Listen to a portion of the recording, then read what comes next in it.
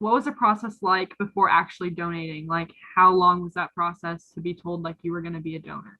For me, it was a little bit longer process because at first we had to find out if it was my sister who received my kidney in the end, and we had to wait for her to get healthy enough to even be a recipient.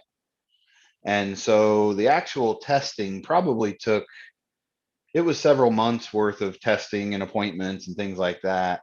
Obviously not something every week, but it was a few months worth of appointments. And then, when I finally was determined to be a match, we had to actually push off scheduling the surgery because she was needing some more time to recover before she could actually do it. So And then, do you know what tests were taken to see if you were a match?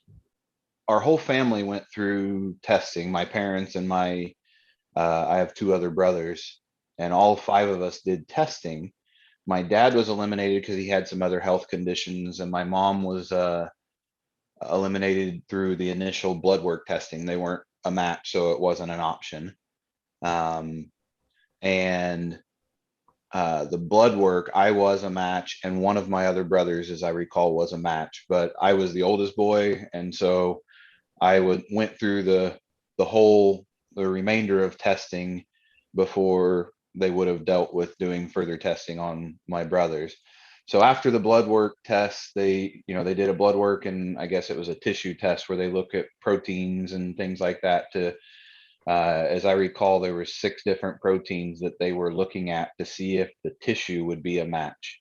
And what they described was that if it was a perfect match, like 6 out of 6, um, it was actually less good. They said they wanted a little bit of difference. Uh, I don't recall the exact reason why. They said that a perfect match was almost more likely to get rejected by the body. Um, but I don't know exactly the mechanics of that. So after the tissue test, and they said that was a match, then I had to go in physically and have a physical and let them uh, go through further testing. And as I recall, they did some kidney function screening to make sure that my kidneys were actually functioning as they should. So if I remember right, they did urine analysis. They did, I can't remember the name of the test, but they ran one of the tests where they inject you with a solution that looked like copper, and it made my mouth taste funny. I remember that.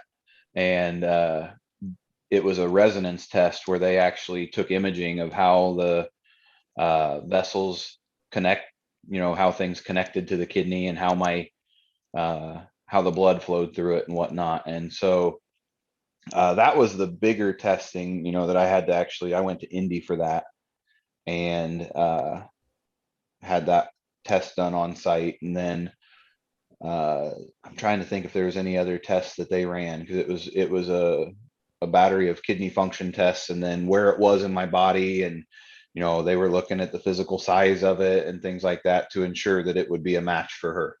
Did you personally have any financial costs that you had to pay for?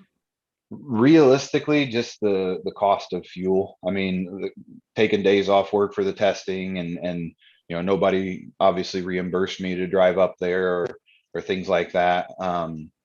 And I had to pay for any painkiller prescriptions or things like that, but I didn't have to pay for the test. This the transplant office arranged even for us to stay in a hotel up at the hospital hotel the night before. So no, I didn't have any other special costs to me, other than time and gas, I guess you'd say. Have you needed any later like healthcare needs since you donated? Like, has your health like had any issues since you donated? I have not had any specific health issues. They did tell me that when you go to having one kidney, one of the key factors to worry about is things like blood pressure. Mhm. That was the one that they really said, hey, you need to keep a close eye on your blood pressure. And so I'm a little more sensitive to that. So in periods of high stress, I want to make sure I, you know, get myself under control mentally and not let that blood pressure become an issue.